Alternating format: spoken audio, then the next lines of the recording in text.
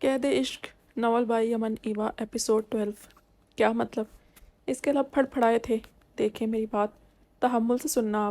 آپ کے خالو مسٹر وقار کو کسی کمپنی میں شیئرز خریدنے کے لیے 1.5 کروڑ چاہیے، جس میں سے ہاف ان کے پاس ہیں، مگر باقی ہاف کے لیے وہ آپ کی شادی کر رہے ہیں۔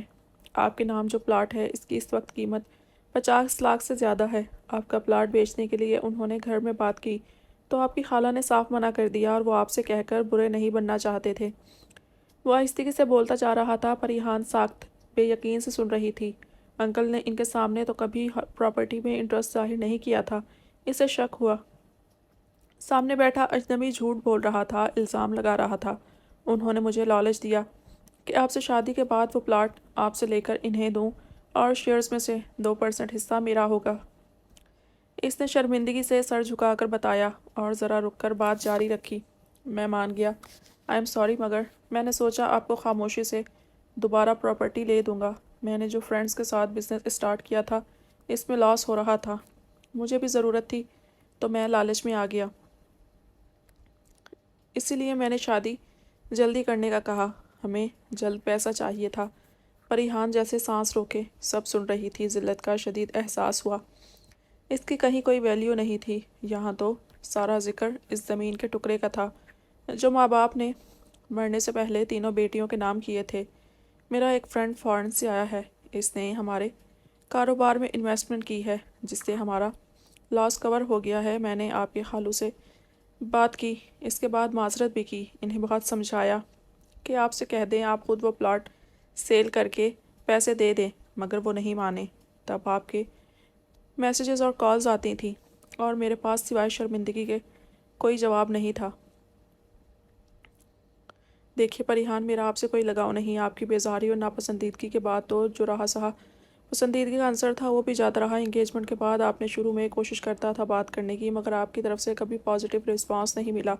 آپ کوئی ٹپیکل شائع مڈل کلاس لڑکی تو ہے نہیں کہ اس سب کو شرم سمجھتا۔ کانفیڈنٹ ہیں، کو ایجوکیشن میں پڑھتی ہیں، فرینڈس کے ساتھ گھومتی ہیں، مگر صرف مجھے اگنور کرنا۔ آئی نو آپ انٹرسٹڈ نہیں ہیں مجھ میں رسکی ریلیشن نہیں چاہتا۔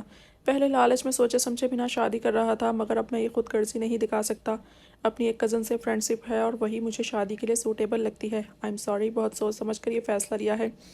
اپنے گھر والوں سے بات کر لوں گا، بس آپ کو پہلے بتانا ضروری سمجھا۔ میں یہ شادی نہیں کر سکتا۔ وہ بنا رخے بنا خیال کیے بولتا چلا گیا۔ پریحان کا چہرہ لٹھے کی مانند سفید ہو گیا۔ چند دن پہلے مایوں بیٹھی دلہن کو کوئی کہہ دے وہ شادی کے قابل نہیں، وہ انتظار نہ کرے، وہ شادی نہیں ہوگی، تو اس کا حال کیا ہوتا ہے؟ آج یہ بات پریحان سے کوئی پوچھتا، اس کا جسم بری طرح لرز رہا تھا۔ یوں لگا جیسے یخ پانی میں ڈبو کر فروری کی رات میں کسی نے کھلی ہوا میں کھڑا کر دیا ہے۔ وہ نادم تھا، مگر سر سے بوجھ اتار کر اندر سے پرسکون ہو چکا تھا۔ پریحان سے نظر چرانے لگا۔ ہماری انگیجمنٹ کے کچھ ہی عرصے بعد ماما کی ڈیتھ ہو گئی تھی، آپ کو پتہ تو چلا ہوگا۔ اچانک وہ سرد سے لہجے میں بولی تو وہ چونک کر سر ہلا گیا۔ میری مدر کی ڈیتھ پر میرے فیانسی کی طرف سے کوئی تسلی بھرا میسج تک نہیں آیا۔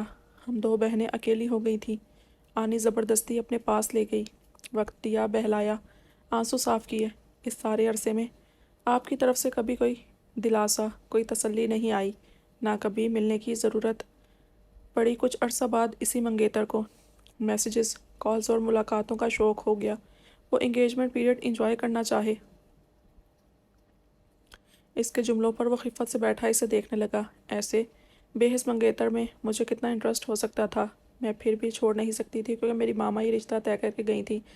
میں آپ سے کبھی نہیں ملی کیونکہ مجھے ڈر تھا اس بات کے علاوہ اور بھی ایسی بہت سی باتیں نہ ہونے لگیں جن سے میرا دل بالکل ہی اکتا جائے۔ میں آپ سے نفرت کرنے لگوں، جبکہ مجھے ہر حال میں شادی کرنا تھی۔ اس لیے سب کے کہنے پر بھی کبھی بات نہیں کی، نہ ملنے کا شوق ہوا۔ سوچا تھا جیسے بھی ہوں گے شادی کے بعد زندگی گزار ہی لوں گی۔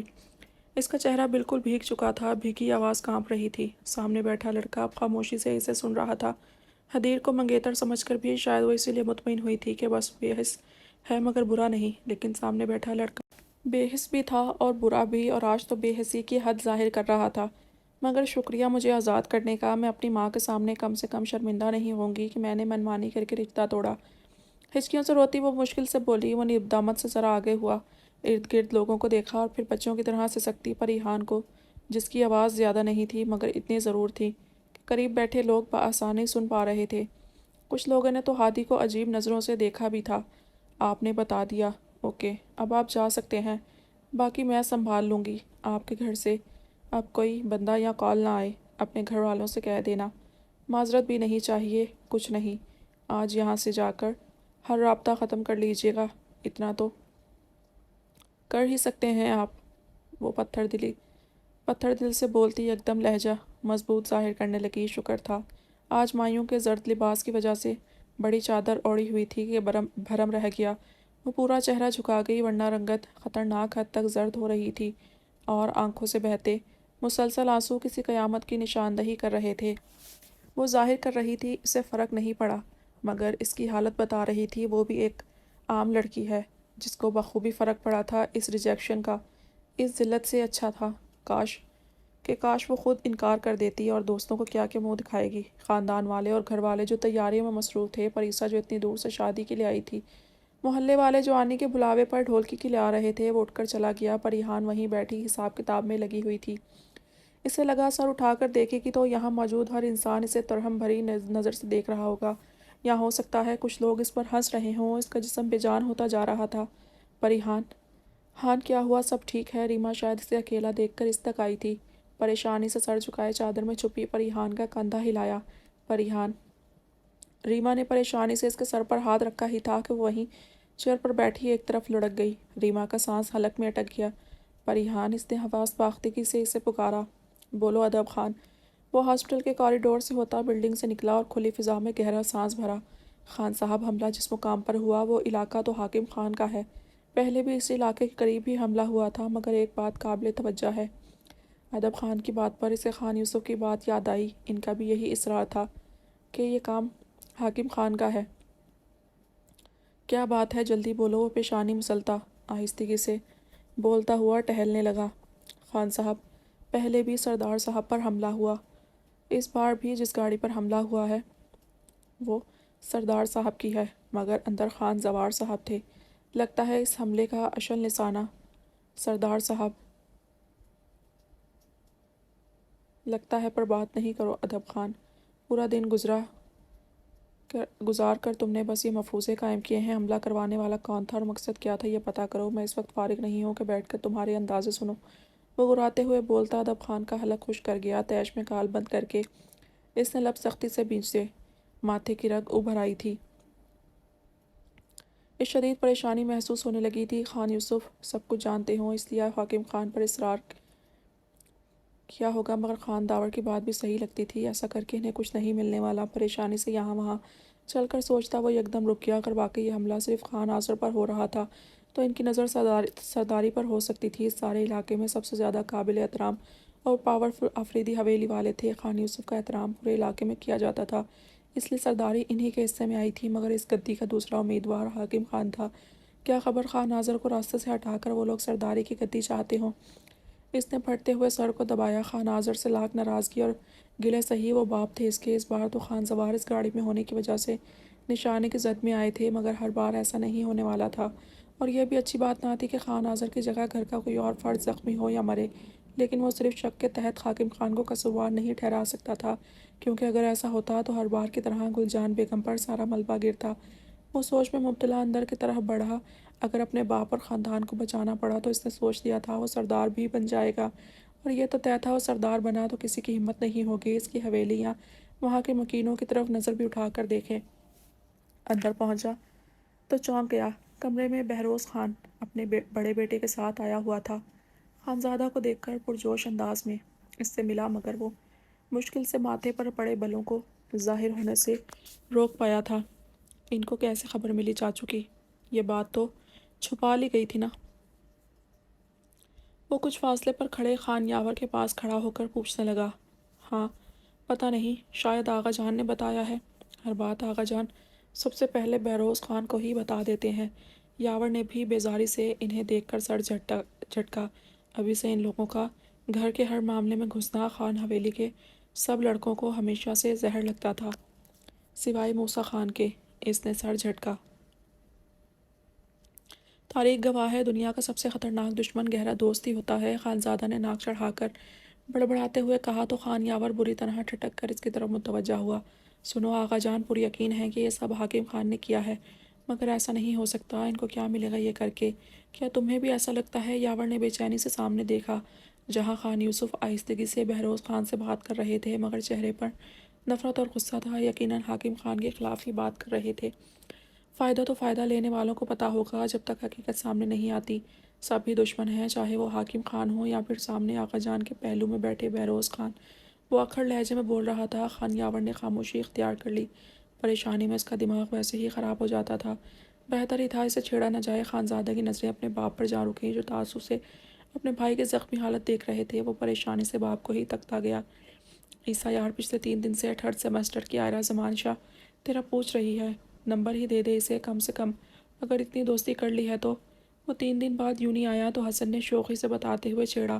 آئرہ کا نام لے کر اپنے دوستوں کا یوں چھیڑنا اور مسکرانا اسے سخت برا لگا تھا۔ پوچھنے دے، جو بھی لڑکی میرا پوچھے گی سب کو نمبر دیتا جاؤں، اس نے ناک چڑھا کر تیکھے لہجے میں کہا۔ تو حسن گڑبڑا گیا، جبکہ عیسیٰ تو اس کے پیچھے کھڑی آئرہ کو دیکھ کر رک گیا تھا۔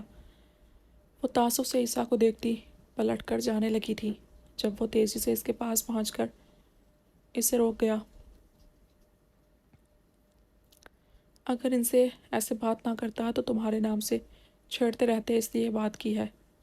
وہ سمجھ ہی نہیں پایا، وہ صفائی دے رہا تھا۔ آئرہ رک گئی۔ میں بس کافی پلانا چاہتی تھی جو ادھار تھی، اس لیے پوچھا تھا۔ اگر اریٹیٹ ہوئے ہیں تو سوری۔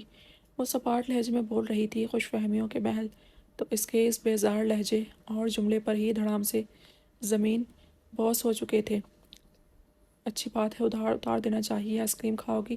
اس کی وہی پرانی فرمائش پر آئرہ کا دماغ چکرا گیا۔ عجیب انسان تھا، اس کا بس چلے تو آئس کریم پارلر خرید کر وہیں بیٹھا رہے، جب بھی کوئی بات ہو وہ آئس کریم نکال لاتا تھا۔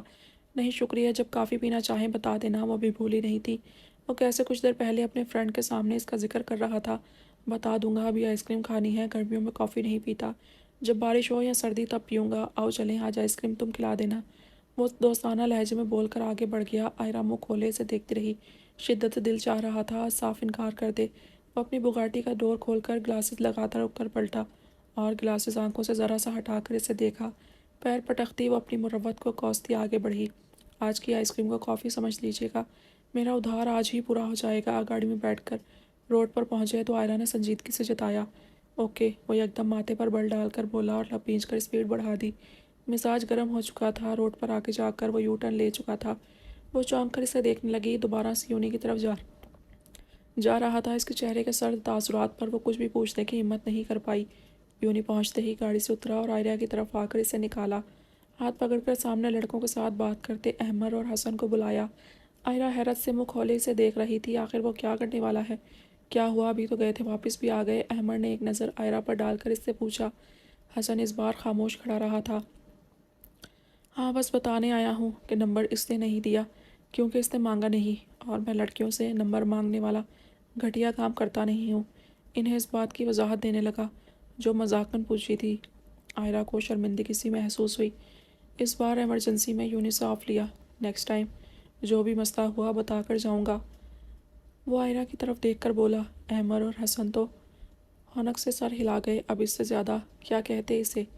عیسیٰ نے اس کا ہاتھ چھوڑ دیا۔ وہ خفت زدہ سی پلٹ کر جانے لگی، کچھ ہی فاصلے پر تھی جب وہ پیچھے آ کر قدم ملاتا یکدم سنجیدگی سے بولا تھا۔ اگر تمہیں اچھا لگتا ہے میرے دوست مجھے تمہارے نام سے چھیڑیں اور تمہیں ڈسکس کریں تو مجھے کوئی اعتراض نہیں۔ اب ان کے سامنے جو سچ تھا سب کہہ دیا، شاید اب تمہیں اچھا محسوس ہو رہا ہو۔ عیسیٰ کی بات پر وہ جو کب سے شرمندگی محسوس کر رہی تھی دانت کچکچا گئی۔ کیا سمجھا ہے آپ نے؟ یہ سب جو ابھی کیا اچھا لگا؟ مذاق اڑا رہے تھے آپ میرا، اب بھی اور پہلے بھی؟ میں غلط سمجھ بیٹھی تھی آپ کو، وہ غصے سے بول رہی تھی۔ عیسیٰ نے ابرو چکائے۔ اوہ گریٹ، اگر اب تم سب کے درمیان سب سے میرا پوچھو گی تو تب بھی کوئی مذاق نہیں اڑائے گا، کوئی تمہارا نام لے کر مجھے چھیڑتا پھرے تب بھی؟ اوکے، اگر میں نے فرینڈز میں یہ ظاہر کر دیا کہ میری غلطی کی وجہ سے تم نے وہ سب کیا تو مذاق بن گئی تم؟ سیریسلی، تم لڑکیاں اوور ریئیکٹ کرنے میں ماہر ہوتی ہو۔ اچھی بات ہے جو تم نے مجھے غلط سمجھا تھا، آج اپنی غلطی سدھار لی۔ نمبر دینے والا تھا اپنا، اچھا ہوا نہیں دیا، خواہ تمہیں مجھ جیسے فلرٹ کا نمبر بلاک کرنا پڑتا۔ وہ سرد لہجے میں بولتا آئرہ کو بوکھلاہٹ میں مبتلا کر گیا۔ ایک سخت نظر اس پر ڈال کر وہاں سے چلا گیا۔ وہ خفت زدہ سی اسے جاتا دیکھتی رہی تھی، شاید وہ جو آج پھر سے اجنبی بن کر چلا گیا تھا۔ اسے فرق نہ پڑے، مگر آئرہ کو تو فرق پڑتا تھا، اس کے ہونے سے بھی اور نہ ہونے سے بھی۔ اسے عام لڑکا سمجھ کر عام لڑکیوں والا نخرہ دکھا بیٹھی تھی۔ اب سمجھ آیا ہر جگہ ایک ایٹیٹیوڈ نہیں چلتا، وہ عزت دیتا تھا تو بدلے میں بھی اسے عزت ہی چاہیے تھی، نہ کہ نخرہ اور ناراضگیاں۔ وہ اپنی جلد بازی اور جذباتی پن پر دل کھول کر اندر ہی اندر کڑ رہی تھی۔ اب جانے وہ مان جانے میں کتنا وقت لے گا اور کیسے مانے گا، یہ بھی تو نہیں جانتی تھی وہ۔ اس کی آنکھ کھلی تو ایک کلینک کے بیڈ پر لیٹی تھی۔ چکراتا سر سنبھال کر اٹھنے کی کوشش کی تو ریما جلدی سے آگے بڑھی تھی۔ پریحان، کیا تم ٹھیک ہو؟ کیا ہوا تھا تمہیں؟ ریما کی پریشان آواز پر اس نے آنکھیں بند کر کے سب سے پہلے یاد کیا کیا ہوا تھا، اسے کیسے بتاتی کیا ہو گیا تھا۔ اس کی آنکھیں پھر سے بھر آئیں، اسے اتنا پرانا رشتہ توڑ دیا گیا تھا، اس کی شرافت کو، فرمانبرداری کو اسی کے منہ پر مار دیا گیا تھا۔ کیا کچھ ہو گیا تھا، وہ کیسے بتائے گی سب کو؟ پریحان، اس کے تکلیف دہ تاثرات پر ریما گھبرا گئی۔ پہلے ہی انہیں اتنی دیر ہو چکی تھی اور پریحان کی آنی اور بہن کالز پر کالز کرتی اس کا دماغ خالی کر چکی تھی۔ ریما نہیں جانتی تھی اپنے منگیتر سے ملاقات کے بعد عام لڑکیوں کی طرح اس کے چہرے پر گلابی رنگ اور شرمیلی مسکراہٹ کے بجائے ایسی سردی کیوں چھا گئی تھی۔ ایسی کیا بات ہوئی تھی کہ اس کے اعصاب ہی جواب دے گئے تھے؟ یار کیا ہوا، بتا دو نا۔ انفیکٹ اگر اب تم ٹھیک ہو تو گھر چلیں، تمہارے گھر سے بار بار کالز آ رہی ہیں۔ ہم 1 گھنٹے کا کہہ کر نکلے تھے اور اب 4 گھنٹے گزر چکے ہیں۔ یہ پرائیویٹ میٹنگ تھی اور میں تو تمہاری فیملی کو ایکسپلین تک نہیں کر سکتی تھی کیا ہوا ہے۔ ریما پریشانی اور باکلاہٹ میں بولتی چلی گئی۔ پریحان نے ختم ہو چکی ہمت کو جگایا اور اٹھ کر بیٹھ گئی۔ ہاں، ابھی تو گھر والوں کو بتانے کا مرحلہ باقی تھا، اس کے بعد لوگ، اس کی کہیں کوئی غلطی نہیں تھی، پھر بھی وہ شرمندہ تھی۔ وہ اس قابل بھی نہیں تھی کہ اس کا منگیتر اس سے شادی کرتا۔ اس کی ویلیو نہیں تھی، اس کی پراپرٹی کی ویلیو تھی۔ میں ٹھیک ہوں، وہ میں نے اصل میں صبح سے کچھ کھایا نہیں، نہ ہی نیند پوری کی۔ شاید اس لیے وہ نظریں چرا کر وضاحت دیتی۔ بیڈ سے اتر کر اپنے شوز پہننے لگی۔ ریما نے سکون کا سانس بھرا تھا۔ او اچھا، میں تو جانے کیا کیا سوچ بیٹھی، اتنا ڈر گئی تھی میں۔ تمہارا فیونسے ہوا کے گھوڑے پر سوار تھا، ایسے تیزی سے نکلا اور پھر پیچھے تمہاری اچانک سے اتنی بری حالت، میں تو ڈر گئی۔ جانے کیا ہوا ہوگا۔ ریما سر جھٹک کر بولتی اسے سہارا دینے لگی۔ یقیناً اس نے خوف میں وہی سوچا ہوگا جو ہو چکا تھا۔ پریحان کا شدت سے جی چاہا کہیں چھپ جائے اور دھاڑے مار مار کر روئے۔ ریما کے سہارے گاڑی میں بیٹھ کر وہ آنکھیں موند گئی تھی۔ وہ تیز رفتاری سے اس کے گھر پہنچی تھی۔ آنی اور پریسا سخت غصے میں دونوں کو گھور رہی تھیں۔ گاڑی خراب ہو گئی تھی، اتنی پریشانی ہوئی، کام تو ہمارا 5 منٹ میں ہو گیا تھا، ورکشاپ پر اتنا ٹائم لگ گیا۔ ریما کی بوکھلاہٹ کو دیکھ کر اس نے ہی سنجیدگی سے بہانہ گڑھا۔ ریما زور زور سے سر ہلاتی تائید کرنے لگی۔ انہیں خاموش ہونا پڑا۔ اب میں چلتی ہوں، پھر کافی لیٹ ہو گئی ہوں۔ ریما نے کھڑے کھڑے معذرت کی اور تیزی سے نکل گئی۔ پریحان بھی ان کے مزید سوالوں سے بچنے کے لیے جا کر اپنے کمرے میں بند ہو گئی۔ باہر بچوں اور پروا کا شور شرابہ گونج رہا تھا۔ وہ خاموشی سے آنسو بہاتے گھٹ گھٹ کر روتی جا رہی تھی۔ اسے گھر والوں کو بتانا تھا جو ہوا تھا اور جو سچ تھا، بس صاف صاف بتا دینا تھا۔ وہ تو بس اتنی قصوروار تھی کہ بلانے پر ملنے چلی گئی، مگر وہ چپ رہی۔ رات ہوئی، دن گزر گیا۔ اگلا دن کے بعد بہت دن تک اس نے چپ سادھ لی، یہ جانتے ہوئے بھی کہ جتنا لیٹ کرے گی اتنی بڑی رسوائی اٹھائے گی۔ شادی کے قریب، شادی کے موقع پر اگر شادی رکوائے گی تو بدنامی زیادہ ہوگی۔ شادی سے بیزاری تو پہلے ہی ظاہر کر چکی تھی، اس کا رونا بھی شادی سے جوڑ دیا گیا۔ اس نے منہ ہی نہیں کھولا، عجیب حالت میں پھنس گئی تھی۔ ہادی نے اس کے کہنے پر شاید گھر والوں کو سمجھا بجھا کر روک لیا تھا، وہ تو ویسے بھی شرمندہ تھے، سامنے کیسے کرتے۔ مہربانی ہی ہوئی تھی کہ وضاحت سے بچا لیا گیا تھا، مگر وہ اسے چپ کروا کر خود بھی چپ سادھ گئی تھی۔ گھر میں رونقیں چلتی رہیں اور مہندی کا دن آن پہنچا۔ اپنے کمرے میں تیاری کے بہانے بند ہوتی پریحان اس بری طرح سے روئی کہ ہوش و حواس سے بیگانہ ہو گئی۔ باہر سب گھر والے مہندی کے لیے میرج ہال جانے کی تیاریوں میں مشغول تھے۔ کوئی نہیں جانتا تھا جس شادی کے لیے پرجوش ہیں وہ تو کب کی ختم ہو چکی تھی۔ ایک اور فرد تھا جو جانتا تھا، پریحان کے علاوہ مسٹر وقار، ان کے خالو، سب جانتے تھے۔ ہادی نے پریحان کے کہنے کے باوجود انہیں کال کر کے سب بتا دیا تھا، پھر بھی وہ اتنے دن خاموش رہے اور کسی کو شادی رکنے کی خبر تک نہ دی تھی۔ پھر بھی انہوں نے سب ہونے دیا، شادی نہ شادی روکی۔